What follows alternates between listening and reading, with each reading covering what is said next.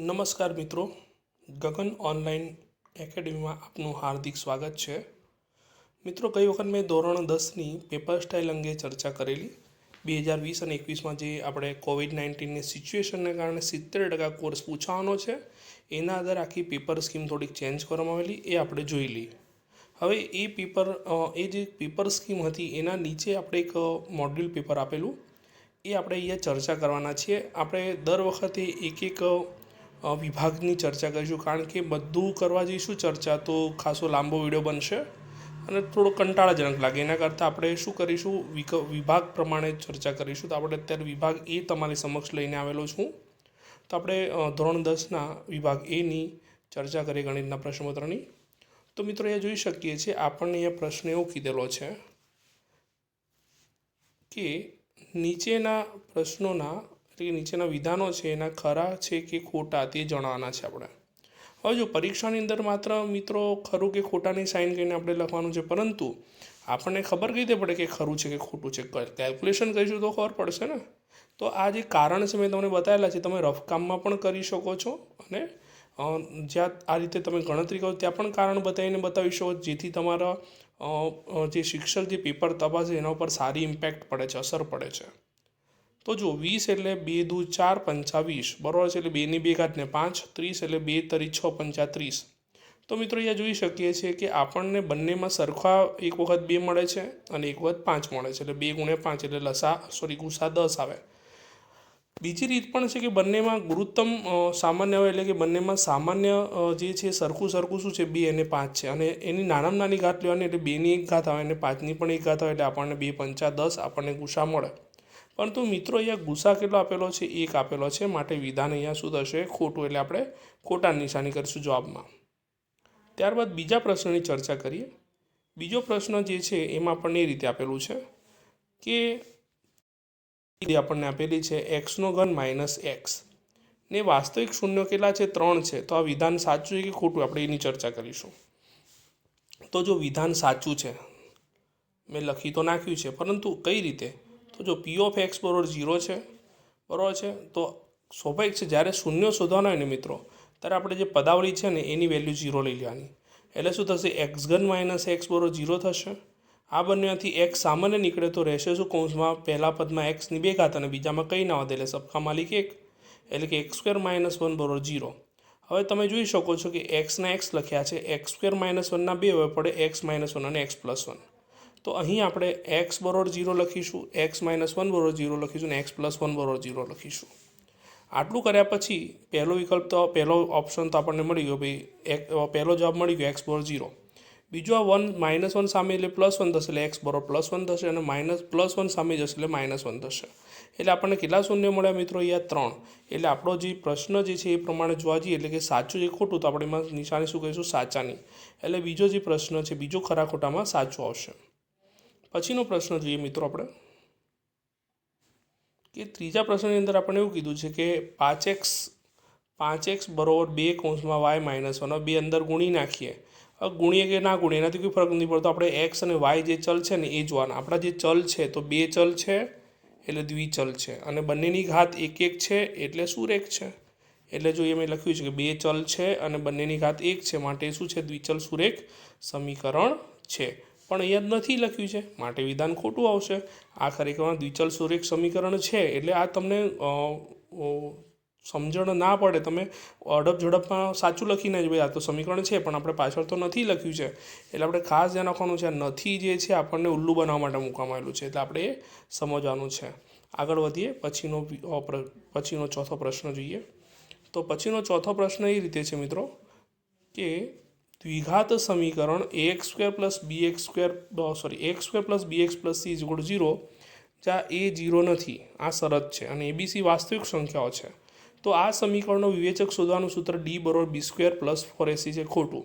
આ સૂત્ર જ આપણે યાદ રાખવાનું છે મિત્રો, d બરાબર b² માઇનસ 4ac।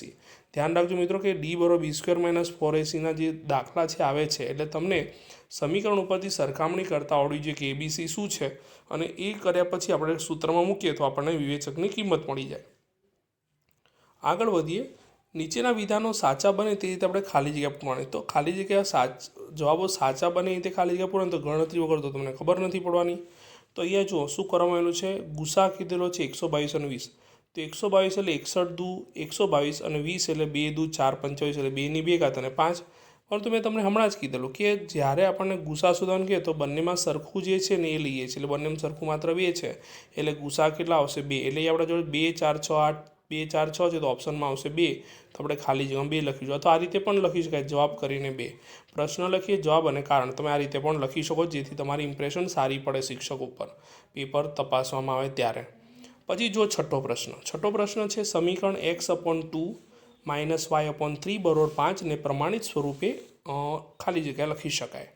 તો 3 ઓપ્શન આપેલા છે, 3 વિકલ્પો આપેલા છે આપણને. તો જવાબ આપણને ખબર છે, જવાબ આપણને આવશે બીજા નંબરનો. પરંતુ આની ગણતરી કરવી જરૂરી છે. તો ગણતરીમાં આપણે જો શું કરવાનું, પહેલાં તો આપણે રકમ લખીએ. રકમ લખ્યા પછી નીચે 2 અને 3 છે એટલે મેં લસા લીધો 6. એટલે બધા પદને આને અને આને 6 વડે ગુણી નાખ્યા.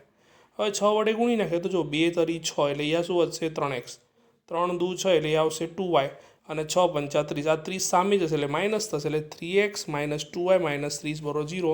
એટલે આપણને જવાબ મળશે 3x -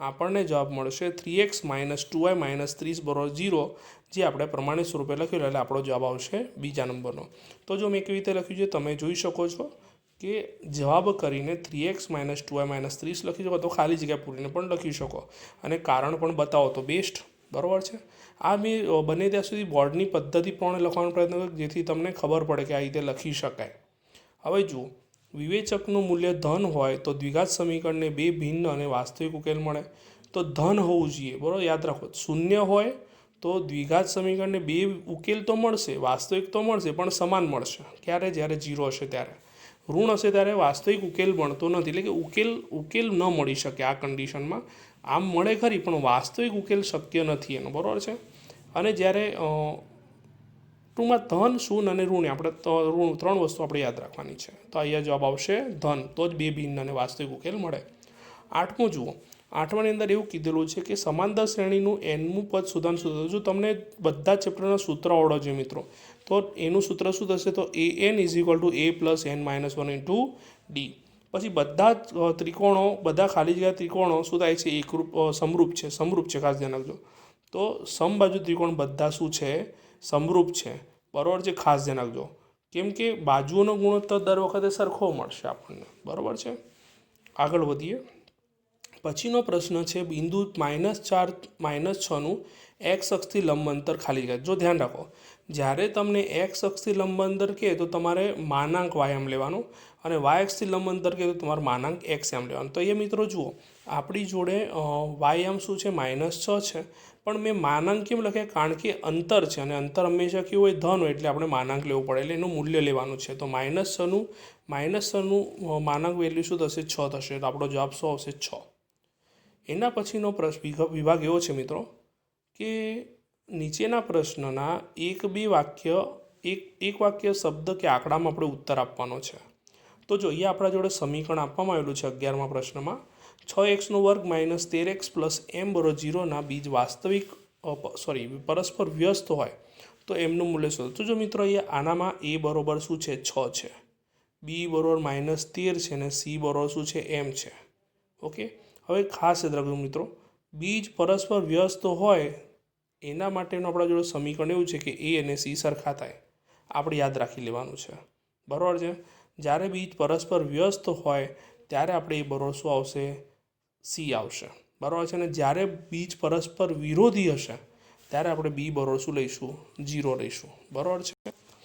તો જો એ બીજ પરસ્પર વ્યસ્ત હોય એટલે a બરોબર c, અને અહીંયા આપણા સમીકરણની અંદર a બરોબર 6 છે અને c બરોબર m છે, માટે 6 બરોબર m, માટે m બરોબર 6 મળશે. તમને ખ્યાલ આવી ગયો હશે. એના પછીનો પ્રશ્ન જોઈએ આપણે મિત્રો. 12મો પ્રશ્ન એવું કહે છે સમાંતર શ્રેણી 10 7 4નું 30મું પદ શોધો. તો 30મું પદ શોધવું છે એટલે આપણે ઉપર જ સમીકરણ આવી ગયું છે, અને ફરીથી આપણે એને યાદ કરી નાખીએ. n = a + n - 1 × d થશે. તમે જો સમીકરણ આપણું જે શ્રેણી છે એની અંદર પહેલું પદ જે છે એ 10 છે, એટલે a બરોબર 10. તફાત લઈએ સામાન્ય તફાત 7 - 10, તો 7 - 10 એટલે -3 આવશે. અને 30મું પદ શોધવાનું કીધું છે એટલે n બરોબર આપણે શું લઈશું? 30 લઈશું. તો આપણે આ સમીકરણની અંદર કિંમત આ જે આપણું પરિણામ છે સૂત્ર છે એમાં કિંમત મૂકે તો એનની જગ્યાએ 30 મૂકે, એની જગ્યાએ 10, એનની જગ્યાએ 30 ઓછા 1 અને ડીની જગ્યાએ -3 લખ્યા. 10 ના 10 લખ્યા, 30માંથી 1 જશે તો 29 આવશે અને -3 ના -3. 10 ના 10 લખ્યા, આ બંનેનો ગુણાકાર -87 મળે, જેમ કે 9 તરી 27 વધી પડી 2, 3 દુ 6 ને 2 7. 87માંથી 10 જશે એટલે 77, મોટી સંખ્યા ઋણ છે માટે જવાબ શું હશે -77. એટલે મેં જવાબ લખ્યો છે -77. હવે યાદ રાખો, હંમેશા સમરૂપ હોય તેવી બે આકૃતિઓના ઉદાહરણ આપો તો દર વખતે વર્તુળ એકબીજાને શું હોય સમરૂપ જ હોય, એ જ પણ ચોરસ પણ એકબીજાને સમરૂપ જ હોય, બરાબર છે. ઓકે, 14મો જોઈએ. 8 sec² θ - 8 tan² θ ની કિંમત કેટલી થાય?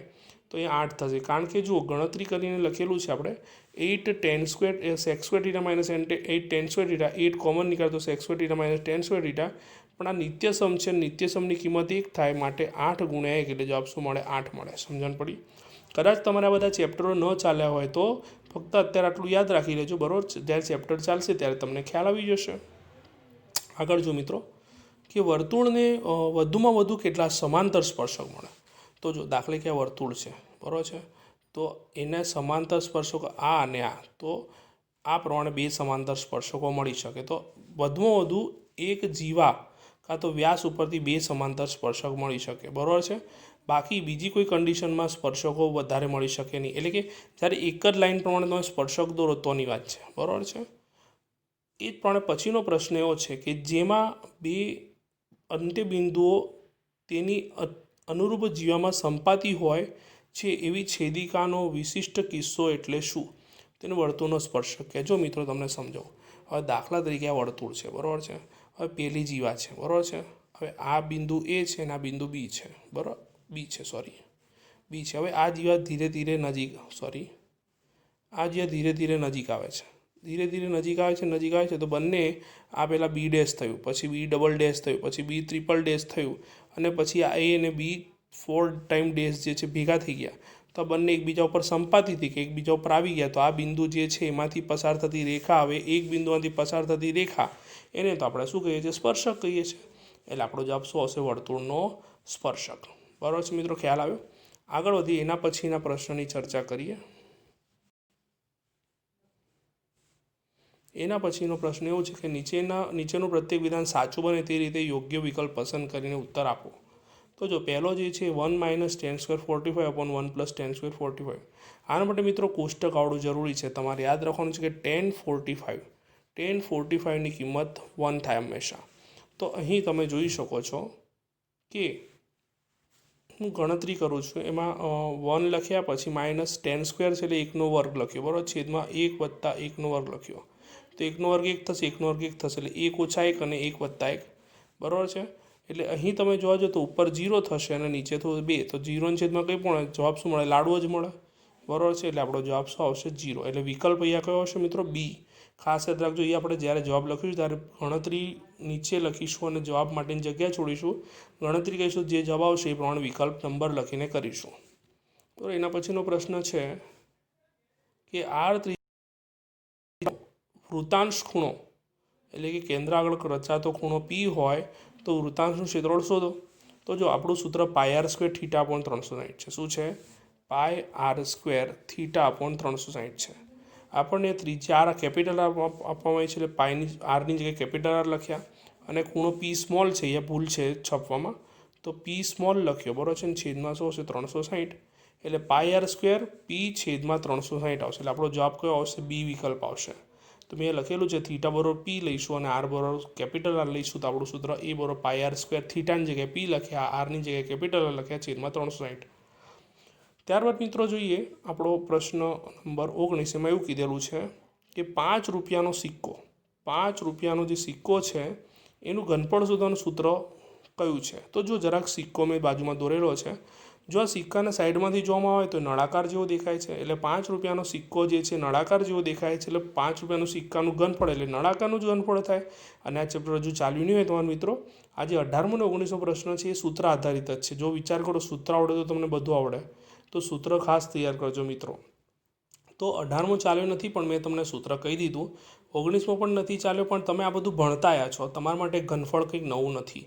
તો નળાકારનું ઘનફળનું સૂત્ર શું થશે? πr²h. કોઈ 1/3 πr² લખી નાખે તો ત્યાં ભૂલ પડે. ખરેખરમાં 1/3 એટલે શંકુનું ઘનફળ થઈ જાય, બરાબર છે. એટલે જવાબમાં શું હશે? c πr²h, બરાબર છે. એટલે ખાસ આપણે વિકલ્પનો ક્રમ ABCD લખીશું તો તમને ખ્યાલ આવી ગયો હશે આની અંદર. નેક્સ્ટ પ્રશ્નની અંદર જઈએ આપણે મિત્રો. 20મો પ્રશ્ન એવો છે કે કોઈ માહિતી માટે બહુલક 35 અને મધ્યક 35 હોય તો તેનો મધ્યસ્થ શું થાય? થોડું લખવામાં મિસ્ટેક થયેલી છે. તો અહીંયા જો ધ્યાન રાખો, જ્યારે પણ કોઈ મધ્યક, મધ્યસ્થ, બહુલક એ મધ્યવર્તી સ્થિતિના માપ છે. એ ત્રણે એકબીજા ઉપર આધાર રાખે છે. તો જો મધ્યક, મધ્યસ્થ અને બહુલક જે છે, એમાં મધ્યક અને બહુલક જો કોઈ પણ બેના મૂલ્ય સરખા થાય તો ત્રીજું સરખું જ થાય. તો જો મેં એ લખ્યું છે, જ્યારે કોઈ પણ બેની કિંમત સમાન હોય ત્યારે ત્રીજું સરખું જ થશે. એટલા માટે મધ્યક, મધ્યસ્થ અને બહુલક જે છે એની વેલ્યુ સરખી થાય, બરાબર છે. એટલે અહીંયા સ્વાભાવિક છે મધ્યસ્થ 35 જ મળશે, એટલે D 35 આવશે. હવે જો તમારે ગણતરી કરવી હોય તો હું તમને એક સૂત્ર આપું છું. મધ્યસ્થ બરોબર, બહુલક બરોબર 3 કૌંસમાં મધ્યસ્થ ઓછા 2 કૌંસમાં મધ્યક. અને સંકેતમાં લખીએ તો Z બરોબર 3m - 2x બાર. આ સૂત્રમાં કિંમત મૂકો તો તમને જવાબ મળી જાય. આ જ સૂત્ર આપણા પેપરમાં પણ પૂછવામાં આવેલું છે. આગળ જોઈએ 21મો પ્રશ્ન છે કે ઘટના ઈની સંભાવના અને ઘટના ઈ નહીંની સંભાવના ખાલી જગ્યા. તો ઘટના ઈ નહીં એટલે એની પૂરક ઘટના કે એટલે ઈ બાર કાં તો ઈ ડેશ. તો P ઓફ ઈ અને P ઓફ ઈ બાર કાં તો ઈ ડેશ બરોબર 1 થાય, માટે એ જવાબ પણ શું આવશે? 1 આવશે. R ત્રિજ્યાવાળા ગોળાના 4 સરખા એટલે કે સમાન ભાગ કરતાં તે પૈકી ચોથા ભાગનું કુલ પૃષ્ઠફળ કેટલું થાય? 4πr², 3πr², πr² અને 2πr². તો અહીંયા જવાબની અંદર વિકલ્પ D આવશે. કઈ રીતે એ સમજીએ. તો પહેલાં તો જુઓ તમે, બરાબર, જુઓ આ જે છે ગોળો છે, બરાબર, એ લીંબુ વિચારો. લીંબુ, હવે લીંબુને મેં 4 ભાગમાં કાપી નાખ્યા તો આખા લીંબુનું ક્ષેત્રફળ 4πr², સપાટીની વાત છે, બરાબર. તો ચોથા ભાગનું શું થાય? πr² થાય કે ના થાય? હવે બરાબર તમે લીંબુને જોશો ને તો અહીંયા આટલું અર્ધવર્તુળ દેખાશે અને અહીંયા આટલું અર્ધવર્તુળ દેખાશે. તો અડધું અડધું શું થશે? આખું થશે. એટલે ફરીથી πr² આવશે. એટલે πr² અને πr² શું થશે? 2πr². એટલે આપણો વિકલ્પ D આવશે, 2πr². પછી નીચેના જોડકા જોડોમાં પહેલો પ્રશ્ન આપણને આપેલો છે. પહેલો પ્રશ્ન એવું કીધેલો છે, 23મો પ્રશ્ન આપણને એવું કીધેલો છે કે વિભાગ એમાં 4, 4, 4 એ સમાંતર શ્રેણી છે. તો વિભાગ બીમાં આવશે હા, કારણ કે જો દર વખતે સામાન્ય તફાવત 0, 0, 0 મળે છે. 4માંથી 4 જાય 0, 4માંથી 4 જાય 0. તો એટલે શું છે? સમાંતર શ્રેણી છે. જૂના કોર્સની અંદર આને સમાંતર શ્રેણી નહોતી કહેવામાં આવતી, કારણ કે સામાન્ય તફાવત D0 નહોતો લેવામાં આવતો ત્યારે. પણ અહીંયા સામાન્ય તફાવત ધન અને 0 ચાલે છે, બરાબર છે. ઓકે, પણ સમાન હોવો જોઈએ. સામાન્ય તફાવત સમાન હોય, અચળ હોય એટલે સમાંતર શ્રેણી છે. એટલા માટે અહીંયા સમાંતર શ્રેણી કીધેલી છે. એટલે B જવાબ આવશે હા. તો આ રીતે તમે જોડકું વ્યવસ્થિત લખી શકો છો. પરીક્ષા મેં જુઓ, પરીક્ષાને એનું લક્ષીને જ લખેલું છે મિત્રો. એટલે આવી રીતે જ લખવાનો આપણે આગ્રહ રાખવાનો છે. હવે આગળ વધીએ 24મો પ્રશ્ન એવો છે કે વર્ગીકૃત માહિતીનો બહુલક મેં હમણાં જ કીધું 3 ગુણ્યા મધ્યસ્થ ઓછા 2 ગુણ્યા મધ્યક. તો અહીં આપણું સૂત્ર શું આવશે? બહુલક બરોબર 3 ગુણ્યા મધ્યસ્થ ઓછા 2 ગુણ્યા મધ્યક. ખ્યાલ આવે તમને મિત્રો? તો આ રીતે આપણે આખો તમને વિભાગ એ જે છે મેં તમને સોલ્વ કરીને આપેલો છે. મિત્રો જો તમારી ઈચ્છા હોય કે હું આ રીતે કોઈ સિરીઝ લઈને આવું તમારી સમક્ષ કે ભાઈ ચેપ્ટર 1ના MCQ જોઈએ, ચેપ્ટર 1ના નાના નાના પ્રશ્નો જોઈએ, ખરા ખોટા જોઈએ, તો ખાસ તમે કોમેન્ટ કરો તો હું તમારા માટે એ પ્રમાણે સિરીઝ લાવવા ઈચ્છું છું. અને એ પણ તદ્દન ફ્રી, બરાબર છે. એમાં આપણે કોઈ અલગથી ટ્યુશન કે એવું કરવાની જરૂર નથી. તમે આના ઉપર ઓનલાઈન આવો અને એ બધા તમે ડાઉનલોડ કરીને જોઈ પણ શકો છો.